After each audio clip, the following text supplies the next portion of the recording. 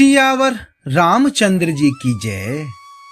रामायण बालकांड मास परायण का 7वां विश्राम भाग 2। जब राजा जनक ने दोनों भाइयों राम और लक्ष्मण जी को देखा तो वो बड़े ही भाव विभोर हो गए और ऋषिवर विश्वामित्र जी से उन्होंने पूछा कि हे न मुनिवर, यह दोनों कौन हैं? मुनि ने हंसकर कहा कि हे राजन, आपने ठीक यथार्थ ही कहा। आपका वचन मिथ्या नहीं हो सकता।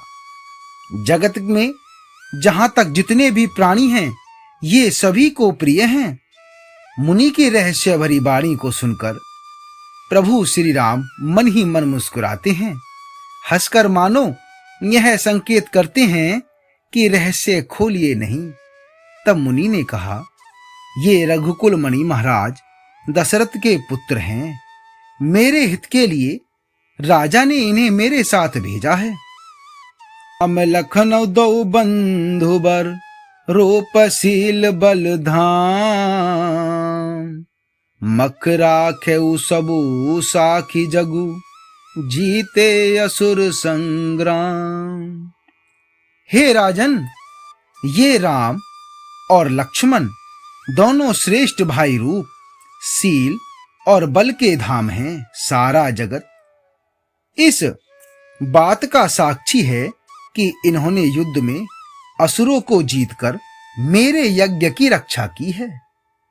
राजा ने कहा कि हे मुनि, आपके चरणों के दर्शन कर मैं अपना पुण्य प्रभाव कह नहीं सकता।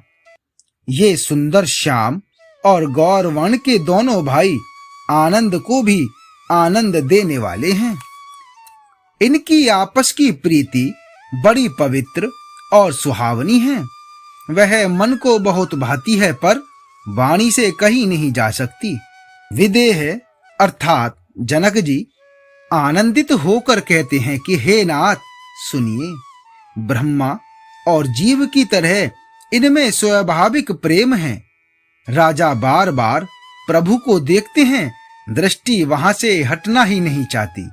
प्रेम से शरीर पुलकित हो रहा है और हृदय में बड़ा उत्साह है। फिर मुनि की प्रशंसा करके और उनके चरणों में सिर को नवाकर राजा उन्हें नगर में लिवा ले चले।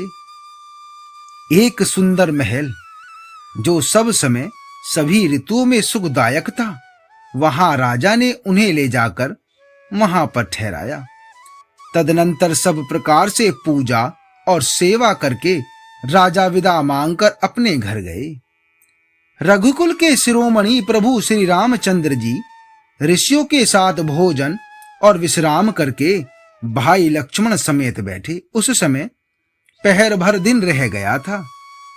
लक्ष्मण जी के हृदय में विशेष लालसा है कि जाकर जनकपुर देख आएं, परंतु प्रभु श्री रामचंद्र जी का डर है और फिर मुनि से भी सकुचाते हैं, इसलिए प्रकट में कुछ नहीं कहते, मन ही मन मुस्कुरा रहे हैं।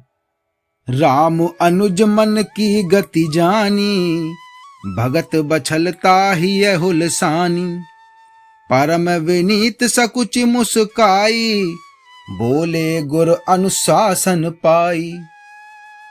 अंतर्यामी श्री रामचंद्र जी ने छोटे भाई के मन की दशा जान ली। तब उनके हृदय में भक्त वत्सलता उमड़ आई। वे गुरु की आज्ञा पाकर बहुत ही विनय के साथ सकुचाते हुए मुस्कुराकर बोले कि हे नाथ, लक्ष्मण नगर देखना चाहते हैं, किंतु प्रभु आपके डर और संकोच के कारण स्पष्ट नहीं कहते। यदि आपकी आज्ञा पाऊं तो मैं इनको नगर दिखलाकर तुरंत ही वापस ले आऊं। यह सुनकर मुनीश्वर विश्वामित्र जी ने प्रेम सहित वचन कहे कि हे राम, तुम नीति की रक्षा कैसे न करोगे? हे तात, तुम धर्म की मर्यादा का पालन करने वाले और प्रेम के वशीभूत होकर सेवकों को सुख देने वाले हो। जाय देखिया वहु नगरो, सुख निदान दो भाई, करहु सुफल सब के नयन, सुंदर बदन दिखाई। हे सुख के निधान दोनों भाई, जाकर नगर देख आओ। अपने सुंदर मुख दिखलाकर सब नगर वासियों के नेत्रों को सफल करो। सब लोगों के नेत्रों को सुख देने वाले दोनों भाई मुनि के चरण कमलों की वंदना करके चले। बालकों के झुंड इनके सौंदर्य के अत्यंत शोभा देखकर साथ लग गए। उनके नेत्र और मन इनकी माधुरी पर लुभा गए। दोनों भाइयों के पीले रंग के वस्त्र हैं, कमर के पीले दुपट्टों में तरकस बंधे हैं, हाथों में सुंदर धनुष बाण सुशोभित हैं, श्याम और गौर वर्ण हैं। शरीरों के अनुकूल अर्थात जिस पर जिस रंग का चंदन अधिक फवे उसी पर उसी रंग के सुंदर चंदन की खौर लगी है। सांवरे और गोरे रंग की मनोहर जोड़ी है। सिंह के समान पुष्ट गर्दन, गले का पिछला भाग है, विशाल भुजाएं हैं, चौड़ी छाती पर अत्यंत सुंदर गजमुक्ता की माला है, सुंदर लाल कमल के समान नेत्र हैं, तीनों तापों से छुड़ाने वाला चंद्रमा के समान मुख है। कानों में सोने के कर्णफूल अत्यंत शोभा दे रहे हैं और देखते ही देखने वालों के चित्त को मानो चुरा लेते हैं।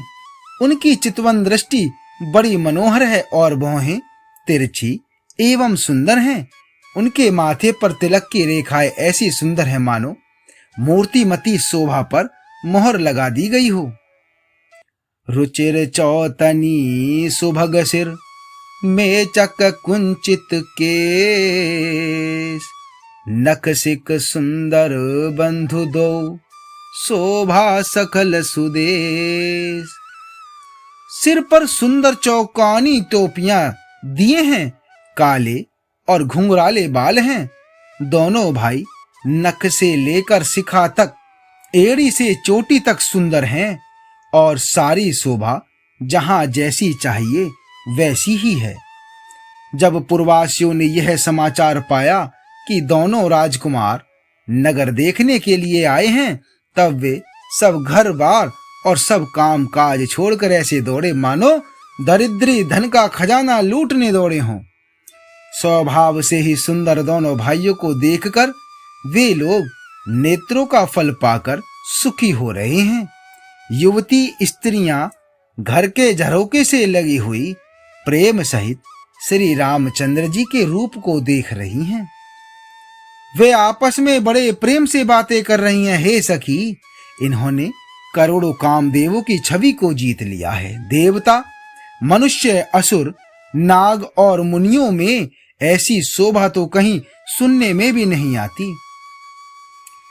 भगवान विष्णु के 4 भुजाएं हैं, ब्रह्मा जी के 4 मुख हैं, शिव जी का विकट भयानक वेश है और उनके 5 मुख हैं। हे सखी, दूसरा देवता भी कोई ऐसा नहीं है जिसके साथ इस छवि की उपमा दी जाए। ये किशोर अवस्था है। ये सुंदरता के घर सांवले और गोरे रंग के तथा सुख के धाम हैं। इनके अंग अंग पर करोड़ों अरबों कामदेवों को निछावर कर देना चाहिए। हे सखी, भला कहो तो ऐसा कौन शरीरधारी होगा जो इस रूप को देखकर मोहित न हो। अर्थात यह रूप जड़ चेतन सबको मोहित करने वाला है। तब कोई दूसरी सखी प्रेम सहित कोमलवाणी से बोली कि हे सियानी, मैंने जो सुना है उसे सुनो। ये दोनों राजकुमार महाराज दशरथ जी के पुत्र हैं। बाल राज हंसों का सा सुंदर जोड़ा है। ये मुनि विश्वामित्र के यज्ञ की रक्षा करने वाले हैं। इन्होंने युद्ध के मैदान में राक्षसों को मारा। जिनका श्याम शरीर और सुंदर कमल जैसे नेत्र हैं, जो मारीच और सुबाहु के मद को चूर करने वाले और सुख की खान हैं, और जो हाथ में धनुष बाण लिए हुए हैं, वे कौशल्या जी के पुत्र हैं। इनका नाम प्रभु श्री राम है। जिनका रंग गोरा और किशोर अवस्था है और जो सुंदर भेष बनाए और हाथ में धनुष बाण लिए श्री राम जी के पीछे पीछे चल रहे हैं, वे इनके छोटे भाई हैं। उनका नाम श्री लक्ष्मण है। हे सखी सुनो, उनकी माता सुमित्रा हैं। विप्र प्रकाजु करि बंधु दो, मग बनि बध उधारी। आए देखन चाप मख, सुनि हरसी सब नारी। दोनों भाई ब्राह्मण विश्वामित्र का काम करके और रास्ते में मुनि गौतम की स्त्री अहिल्या देवी का उद्धार करके यहाँ धनुष्य यज्ञ देखने आए हैं। यह सुनकर सब स्त्रियां प्रसन्न हुईं। श्री रामचंद्र जी की छवि देखकर कोई एक दूसरी कहने लगी, यह वर जानकी जी के योग्य हैं। हे सखी, यदि कहीं राजा इन्हें देख ले तो प्रतिज्ञा छोड़कर हठपूर्वक इन्हीं से विवाह कर देंगे। किसी ने कहा, राजा ने इन्हें पहचान लिया है और मुनि के सहित इनका आदर पूर्वक सम्मान किया है, परंतु हे सखी, राजा अपना प्रण नहीं छोड़ते। वह होनहार के वशीभूत होकर हठपूर्वक अविवेक का ही आश्रय लिए हुए हैं, अपने प्रण पर अड़े रहने की मूर्खता नहीं छोड़ते। कोई कहती है, यदि विधाता भले है और सुना जाता है कि वे सबको उचित फल देते हैं, तो जानकी जी को यही वर मिलेगा। हे सखी, इसमें संदेह नहीं है। जो दैव योग्य से ऐसा संयोग बन जाए तो हम सब लोग कृतार्थ हो जाएं। हे सखी, मेरे तो इसी से इतनी अधिक आतुरता हो रही है कि इसी नाते कभी ये यहाँ आएंगे। नहीं तो विवाह न हुआ तो हे सखी सुनो, हमको इनके दर्शन दुर्लभ हैं। यह संयोग तभी हो सकता है जब हमारे पूर्व जन्मों के बहुत पुण्य हो।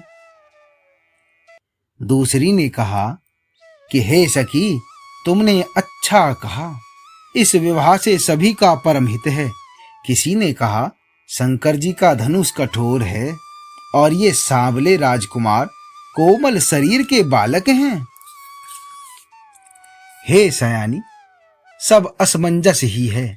यह सुनकर दूसरी सखी कोमल वाणी से कहने लगी कि हे सखी, इनके संबंध में कोई कोई ऐसा कहते हैं कि ये देखने में तो छोटे हैं पर इनका प्रभाव बहुत बड़ा है।